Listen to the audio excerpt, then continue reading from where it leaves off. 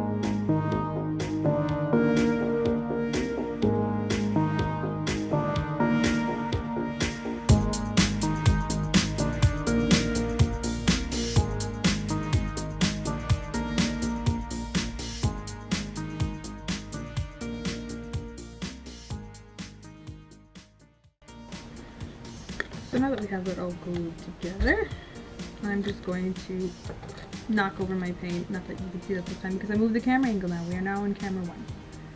I'm just going to paint this a solid gold, bronze gold actually.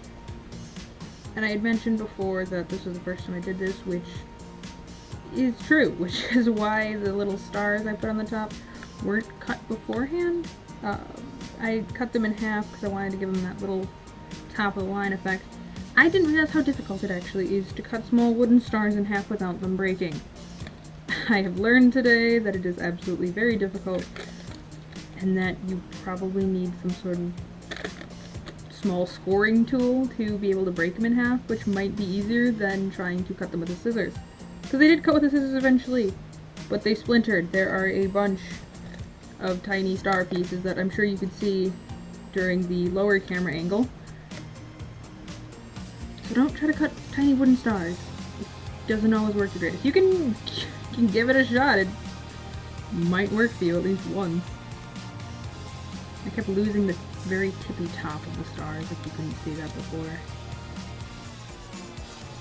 Which is why that one looks kind of goofy here, because it's missing its little top pointy. But the other side has it. The other side actually has too much of a top pointy. The other side got all the top pointy, and this side got none. It's a very lopsided star. More bronze gold out here. Painting wooden things is actually so much easier as well than instead of painting hot glue. Hot glue smears all over the place, but this stuff just goes on so nicely. I don't miss painting hot glue. And I know it's unavoidable and I will return to it, but I still just, I don't miss it. It's not something I'll ever miss having to paint.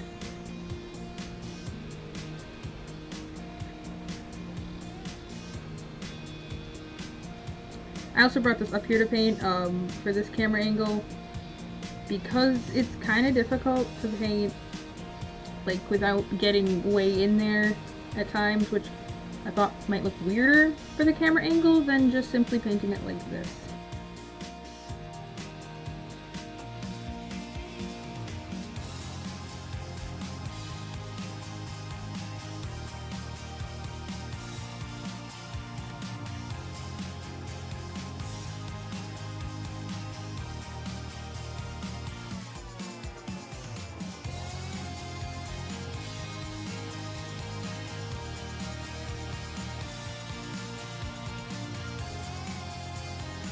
This was also actually much lower on this side than the other one, as I just realized. I thought it was just the tip was missing, but I also realized that this doesn't line up with that.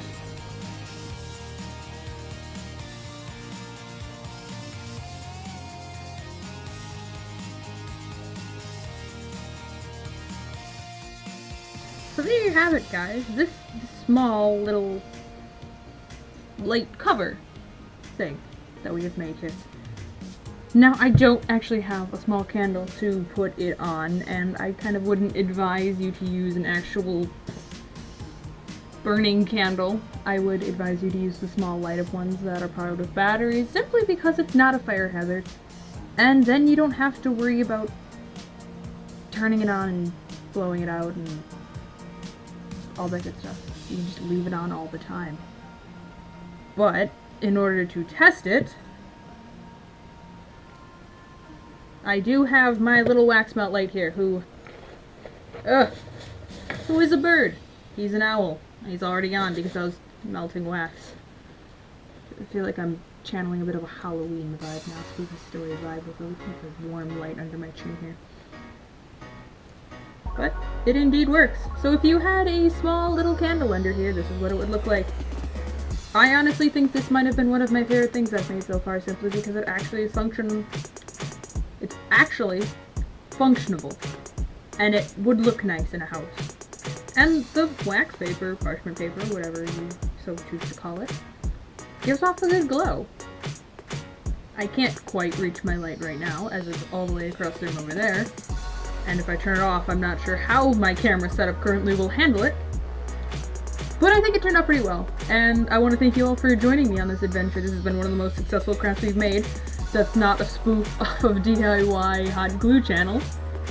I really hope you enjoyed it. I hope you like, comment, and subscribe. and maybe stick around for some more adventures, because I hope to do more stuff like this in the future. Things that you can actually use in your home.